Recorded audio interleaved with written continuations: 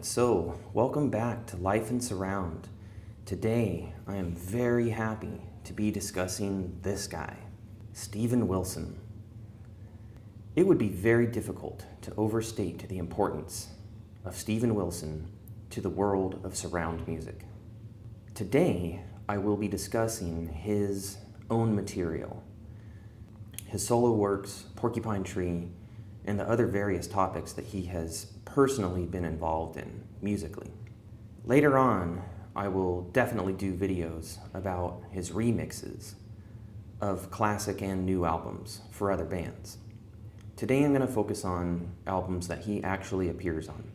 This is meant to be a primer, or a primer, as I've heard some people say, though it's possible I've actually missed one or more of his works. If I have, I hope people will chime in and educate me. But I think I actually have found all of the multi-channel albums that Steven Wilson appears on, at least to a significant degree. He may have some uncredited work out there, or may have very minor parts on albums that really haven't been showcased to the surround community. I can't swear to that. But I think I've found the major albums. So with that, let's forge ahead. It's odd to think that before August 2004, the world had no Steven Wilson music in surround. I'm not exactly sure when this album was released on DVD audio disc. The dates that I'm going to give you in this video are when these albums were highlighted on quadrophonic-quad.com. To me, quadrophonic-quad.com is the premier online presence for news, discussion, and enjoyment with other surround heads of surround music. So, to my mind, before Quadrophonic Quad really showcased this album, it didn't exist yet. So all the dates you're going to hear are Quadrophonic Quad highlight dates. In Absentia was apparently the first PT album released in 5.1, though it was far from their first album. I'm not exactly sure because I'm not a Porcupine Tree historian, but it was somewhere sort of in the middle of their career. It was the winner of the Best Made for Surround Title Award from the Surround Music Awards 2004. Not exactly sure what the Surround Music Awards are, but congratulations, Porcupine Tree. Another thing to definitely note about this album is it was mixed by Elliot Scheiner, whom I refer to as the godfather of surround. You will definitely hear a lot about Elliot Scheiner in my videos to come. So it's important to note that he mixed this album. This is perhaps from inside the artwork booklet, and might be the kind of thing that you would see while you're sitting listening to the DVD. Next up, we have Dead Wing, again by Porcupine Tree. For those of you who don't know, Porcupine Tree was intended to be a side project of Steven Wilson. He invented Porcupine Tree as sort of a fake band, but it became a real thing before too long. So, Dead Wing. I really like this album. I have a lot of time for this album. Songs like Halo and Lazarus are genuinely among my favorite songs. Now, it's worth going back to In Absentia for just a minute, because I consider In Absentia to be the beginning of classic Porcupine Tree for me. It's the beginning of the golden years. It does have several standout songs, and those songs, like Sound of Muzak, are worth the price of admission. But In Absentia feels fairly experimental, and though I definitely have time for experimental music, Dead Wing feels more confident. Dead Wing feels like it gets to the point a little bit more concisely. It was highlighted on Quadrophonic Quad in May of 2005. So this was the second Steven Wilson multi-channel recording to be released to the world. It was also the winner of Best Made for Surround title from the Surround Music Awards in 2005. And this is also an Elliot Scheiner mix. Guy Robinson, or Guy Robinson perhaps, from QQ, says, "This is a tough one to rate. If you just look at the surround mix and the sonics, it surpasses In Absentia. However, I can't see it reaching In Absentia musically. It reminds me of Wish You Were Here following after Dark Side of the Moon. One is the masterpiece, and the other, while being better than the best reached by most other bands, does not quite reach the high water mark set by the band's previous release. That being said, the final track, before the extras, Glass Arm Shattering, is unreal when cranked way up. Highly recommended, however, if you don't have the DVD of In Absentia, get that first." Well, I don't necessarily agree. I happen to like Deadwing a little bit better, but I think both albums are absolute knockouts. I also think that both Wish You Were Here and Dark Side of the Moon are absolute knockouts, so you really can't go wrong with either one. But chronologically, you may as well start with In Absentia. In my opinion, I think Deadwing improves on it, so either way, I think it's a good way to go. And here we have some of the DVD menu art. This is the kind of thing you would see as you're sitting enjoying the DVD. Very cool art. Deadwing was originally intended to have a companion film, if I understand correctly, and this may have been some of the setting and costuming for that film. And here we have some DVD audio pornography. You get to see information about the mixes here, the track listing, DTS logo. So DTS surround titles were not only released with DTS encoding, but also advanced resolution. I think that's well worth noting. Some DTS releases, like DTS CD, only contain DTS encoding, but these DVD audios contain truly lossless music in surround. Next up, we have Stupid Dream, highlighted on Quadraphonic Quad, May 2006. Now this is kind of interesting to me. This album actually was recorded and released by Porcupine Tree well ahead of In Absentia, but perhaps with the success of In Absentia and Deadwing and Multichannel, Steven Wilson decided to go back and do Stupid Dream as well. It should be noted that he no longer is employing Elliot Shiner here, but due to hearing In Absentia and Deadwing in surround himself, Steven Wilson decided that, hey, I think I could do that. And it's my understanding that Stupid Dream and everything forward that Steven Wilson appears on in Multichannel is actually mixed by Steven Wilson. There may be some rare exceptions, please correct me if I'm wrong, but it's my understanding that Stupid Dream is the first of many Steven Wilson Multichannel mixes. This is a really great mix, though this album musically for me is not as much of a win as In Absentia on Forward. Banana Slug from Quadraphonic Quad says, "It's even better the second time. The music here is more melodic and less hard rock than In Absentia or Deadwing. To me, this album also holds together better than either of the latter two. The mix is excellent, all channels used, even some panning to good effect. From the previous releases, I expected all this. What really surprised me is the surround quality. I haven't listened to the CD in a few weeks, but the first thing that hit me on first listen was how good this sounds." So, there's something out there for everybody. The cool thing about Porcupine Tree is they really change from album to album. I find a little bit of the instrumentation of Stupid Dream to bother me a bit, like the fuzziness of the guitars. To me, the highlight of this record is Don't Hate Me, and it's worth getting just for that. But I also think that Steven Wilson improves on Don't Hate Me later, though it's good to compare the two versions. Anyway, in May of 2006, the surround community was treated to the third Steven Wilson Multichannel album, though it went back in time a little bit. And here we have a picture of the CD-DVD combo set, complete with merch sticker. It's always nice to see 5.1 DVD audio called out. K-Scope Records really have been champions of surround music. Many of their artists release original albums in surround, so good for them. And here we have the back of the CD-DVD, where you can see track listings and mixing information.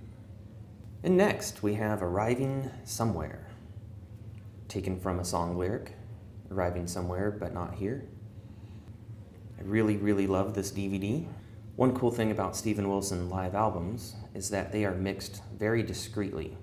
You have important musical information in the rears. And I think his mixing choice in this regard has gone on to influence other bands like Big Big Train. So I'm very grateful for that. It makes concerts way more interesting to me. There are bands that actually tour in surround. Famous example is Pink Floyd.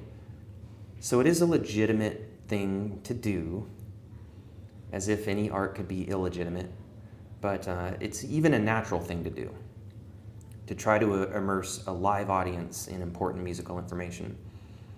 YMSeb, or Yimseb from QQ, says, "This is a very discreet surround mix, by far the most discreet mix I've heard on a concert DVD. The approach is totally more like if it was a studio recording. Audience is quiet except between songs, so I guess this is the reason it was possible to play like this and not get the usual disappointing audience and reverb in the rears." So again, very cool. Until hearing Steven Wilson's live work, I was not aware of anybody mixing live music discreetly. It's a very cool experience if you get a chance.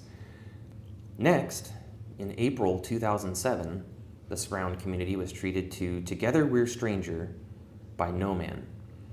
No Man is a collaboration with Tim Bowness, or Boh-ness. Tim, if you're out there, I'm curious how you say your name. Maybe it's in an interview or something somewhere, so perhaps I can educate myself. Anyway, I like Tim Bowness a lot.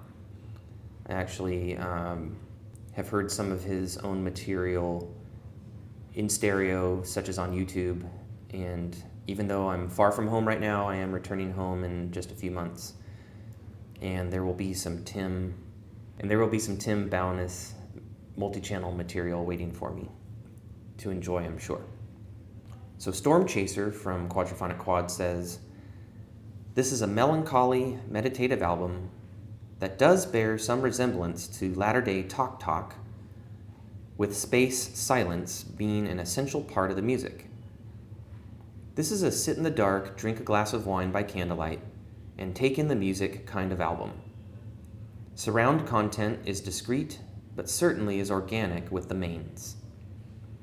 So I find No Man to be like a very mellow side of Steven Wilson's music, and that could come a lot from Tim Bowness, perhaps, but we'll see as this video progresses that Steven Wilson also has a dark and mellow side as well. Anyway, No Man is very cool stuff. I definitely encourage you to check it out. Look at that Super Jewel case and that merch sticker. Good stuff. Then, in May 2007, the surround community was treated to Pacific Codex by Bass Communion. Bass Communion is another side project of Steven Wilson. I don't think he particularly collaborated with specific individuals for this project, but one notable guest includes Robert Fripp from King Crimson. So he definitely does work with others on Bass Communion. It just wasn't a duo or a trio or anything like that. Storm Chaser on Quadraphonic Quad, citing a review that he had found, says, "This CD sounds like a soundtrack for a slowly sinking battleship making its way down the Mariana Trench, whilst experiencing impossible levels of pressure on its disintegrating hull." And he goes on to say, "Now there's a ringing endorsement. Ouch." And having heard a little bit of this album on YouTube, I have to agree. It's heavy, it's claustrophobic, it's not melodic, it's very droning. My understanding of the project is Steven Wilson took real instruments and field recordings and tortured them, put them into loops, changed the sounds, and so this is very soundscapey. I'm not sure it's the kind of thing that I can sit down and listen to. I have a pretty short attention span, and I definitely need some melody, and a bit of beat is preferable as well. Though if I ever come across this at a reasonable price. I'll pick it up just to see if the surround experience is more engaging, perhaps. Anyway, I can't in good conscience recommend this one unless you have lots of money and just don't mind picking up something that you're probably not going to listen to a lot of times, unless you are a super weird person, in which case you may love this. Anyway, go to YouTube and listen to it for yourself. Don't go get it because it's in this video. Next, we have just an absolute juggernaut of progressive metal and art rock music, plus an amazing surround mix. This is just simply an absolutely iconic album. Fear of a Blank Planet, a play on words from the album Fear of a Black Planet by Public Enemy, I think. Until October 2007, the world did not have this album in surround, at least according to Quadraphonic Quad. And this is a game changer. A friend loaned me Fear of a Blank Planet to try to get me into Porcupine Tree. And at the time, I didn't really feel like it sucked me in. I listened to it a couple of times, gave the album back, and I would say I was not a Porcupine Tree fan. I was not a convert. But later on, when I saw that this album was released in surround and I already had the surround bug, I decided to track it down. And listening to this DVD audio is just a completely engaging experience. It's powerful. The mix is perfect. It suits the music. Sonically, this album is top-notch. Musically, it resonates with me. This is a 100% confident band. Absolutely on their A game. Just killing it. This album also features a guest appearance by Alex Lifeson. JF, or GF, on Quadraphonic Quad, says, Fear of a Blank Planet, the album that introduced me to Porcupine Tree's music, has reference quality written all over it. The surround mix is stellar. The drum overheads and tom mics are panned in between the fronts and rears, giving the drums this special 3D feel that you don't usually find elsewhere, even in other Porcupine Tree releases. Not like this one. And that's just the drums. Not surprising, Steven Wilson got a Grammy nomination for the Best Surround Sound Album that year. It's the first Porcupine Tree album I heard, and it's still the first I usually reach for when I crave me a porcupine treat. And I couldn't agree more. It's also worth noting that JF and I teamed up later to do my own album, and Fear of a Blank Planet was certainly one of the sonic and mixologic references that we used. If it's the last thing you do, track down this multi-channel album, get yourself a player that can for sure play DVD audio, and just go to town on this sucker. This is an absolute top pick.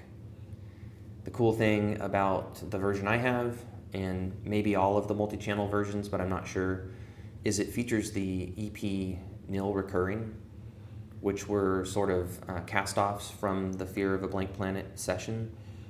In my opinion, some of the songs on Nil Recurring are just as good as those that made it to the album. So this disc just has immense value. It's just awesome. You have to get this. Pause this video, go find this if you do not own this. Thank you.